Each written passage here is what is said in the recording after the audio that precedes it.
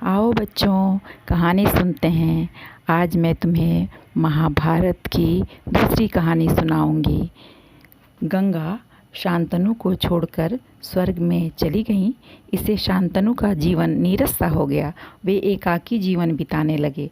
उन्हें सांसारिक सुखों से विरक्ति हो गई और वे सन्यासी की भांति रहने लगे। एक दिन शांतनु गंगा नदी के किनारे घूमने गए थे। वहाँ उन्हें इंद्र जैसा एक दिव्य किशोर दिखाई दिया। उसने बाणों की वर्षा कर गंगा की धारा को रोक रखा था। शांतनु को यह दृश्य देखकर बहुत ही आश्चर्य हुआ।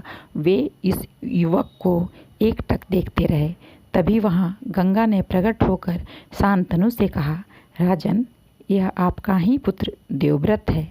मैंने इसे वेद, शास्त्र, कला, धनुर्विद्या और राजनीति आदि की विधिवत शिक्षा दी है। यह एक वीर और पराक्रमी युवक है। अब आप इसे अपने साथ ले जाइए। यह कहकर और देवव्रत को आशीर्वाद देकर गंगा अदृश्य हो गईं। शांतनु देवव्रत को लेकर राजमहल लौट आए।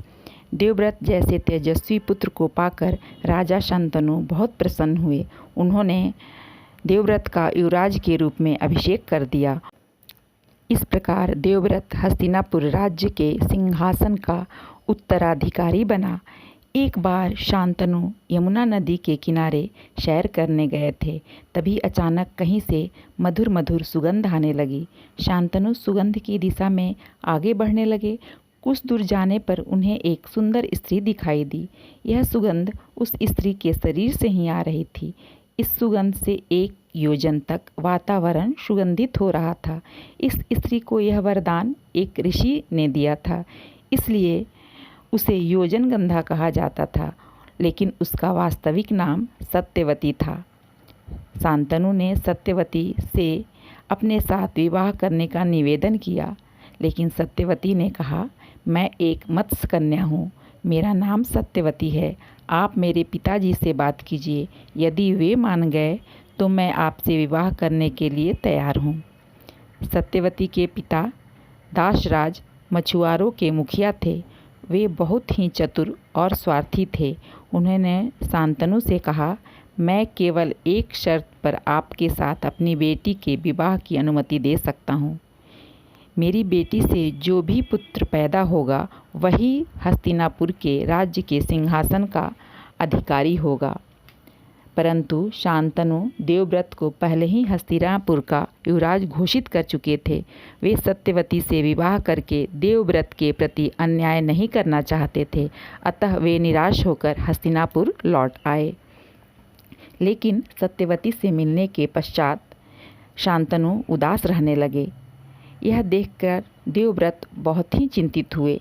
उन्होंने एक मंत्री के द्वारा अपने पिता की उदासी का कारण पता चला। देवव्रत सदैव अपने पिता को सुखी देखना चाहते थे, इसलिए एक दिन वे सत्यवती के पिता के पास गए। उन्होंने दासराज से कहा, मैं राजा शांतनु का पुत्र देवव्रत हूँ। मैं आपको वचन देता हूँ कि यदि आप अपनी पुत्री का विवाह मेरे पिता से करेंगे तो केवल आपकी पुत्री का पुत्र ही हस्तिनापुर के सिंहासन का उत्तराधिकारी होगा। दासराज ने देवव्रत से कहा, मुझे आपके वचन पर पूरा विश्वास है, पर आपकी संतान भी आप ही की तरह वीर और साहसी होगी। यदि आपके पुत्रों ने अपने बाहुबल से मेरी बेटी के पुत्र से राज्य छीन लिया तो फिर क्या होगा? देवव्रत ने तुरंत अपना हाथ उठाकर कहा, मैं शांतनु का पुत्र देवव्रत सूर्य, चंद्र और स्वर्ग के देवताओं को साक्षी मानकर प्रतिज्ञा करता हूँ कि मैं कभी भी विवाह नहीं करूँगा। मैं आजीवन ब्रह्मचर्य व्रत का पालन करूँगा। देवव्रत के इस तरह की प्रतिज्ञा करते ही देवताओं ने आकाश से उन पर फूलों की वर्षा आरंभ कर दी। चारों दिशाओं में भीष्म भीष्म की आवाज़ गूंजने लगी। भीष्म यानी कठिन व्रत धारण करने वाला व्यक्ति। तभी से भीषण प्रतिज्ञा करने वाले देवव्रत भीष्म के नाम से प्रसिद्ध हुए। देवव्रत सत्यवती को साथ लेकर हस्तिनापुर चले आए।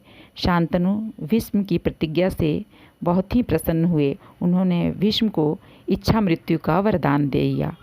शांतनु ने सत्यवती से विधिपूर्वक विवाह किया। शांतनु को सत्यवती से चित्रांगद और विचित्र वीर्य नाम के 2 पुत्र हुए, परंतु एक गंधर्व के साथ लड़ते हुए शांतनु के ज्येष्ठ पुत्र चित्रांगद की मृत्यु हो गई। इसलिए शांतनु का एकमात्र उत्तराधिकारी विचित्रवीर्य हस्तिनापुर का राजा बना। बच्चों, कहानी यहीं समाप्त होती है। कहानी कैसी लगी कमेंट में ज़रूर बताना। तब तक के लिए बाय। मिलते हैं एक नई कहानी में।